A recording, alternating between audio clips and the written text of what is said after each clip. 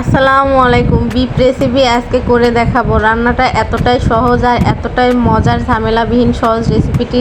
গরুর মাংস যে রান্না করা যায় এইভাবে আপনি রান্না না করলে বুঝতে পারবেন না। নর্মাল হাঁড়িতে সুস্বাদু গরুর মাংস রান্না করতে পারবেন। যাদের গরুর মাংস রান্না করলে গ্রেভিটা মিষ্টি মিষ্টি লাগে বা তিতা লাগে মশলা বেশি দেওয়ার কারণে, বা বুঝে উঠতে পারেন না মশলা কতটুকু দিতে হবে, তারা এই রেসিপিটি ফার্স্ট থেকে লাস্ট পর্যন্ত দেখবেন।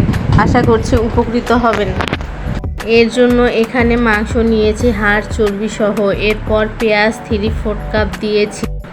এরপর দিয়ে দিচ্ছে আদা রসুন পেস্ট। দিয়ে দেব 1 চা চামচ মরিচ গুঁড়া, হলুদ গুঁড়া 1 চা চামচ, ভাজা জিরা গুঁড়া 1 চা চামচ, ধনিয়া গুঁড়া 1 চা চামচ। এরপর দিয়ে দিচ্ছে সাদা এলাচ, কালো এলাচ, দারচিনি, সেই সাথে দিয়ে দিচ্ছি তেজপাতা। এরপর দিয়ে দিচ্ছি স্বাদ মতো লবণ। দিয়ে দিচ্ছি একটা মশলা যেটা অনেকে চেনে অনেকে চেনে না। এটাকে আমরা বস বলে থাকি, অনেকে কি বলে জানি না।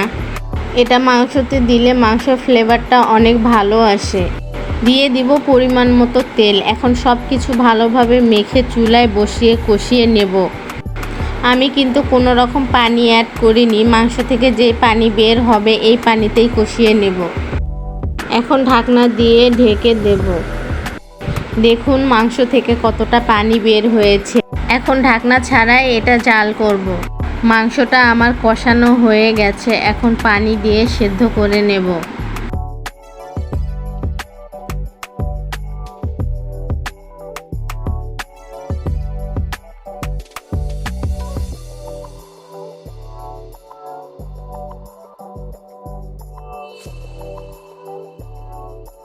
পানি দেওয়া হয়ে গেলে কিছুটা কাঁচা মরিচ অ্যাড করব।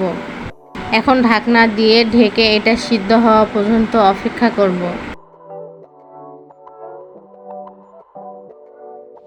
মাংস কিছুটা সেদ্ধ হয়ে আসলে দিয়ে দিব আলু। আলু দিয়ে কিছুক্ষণ রান্না করব, আলুটা সেদ্ধ হওয়া পর্যন্ত। আমার রান্নাটা কিন্তু কমপ্লিট হয়ে গিয়েছে। কালারটা দেখে হয়তো বুঝতে পারছেন কেমন হয়েছে।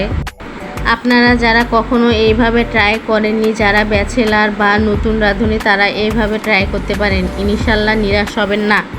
আশা করছি আমার রেসিপিটা আপনাদের কাছে ভালো লাগবে। ভালো লাগলে অবশ্যই একটা লাইক দিবেন, চ্যানেলটি সাবস্ক্রাইব করে পাশেই থাকবেন। আজকের মতো এখানেই বিদায় নিচ্ছি। সবাই ভালো থাকবেন, সুস্থ থাকবেন। আল্লাহ হাফেজ।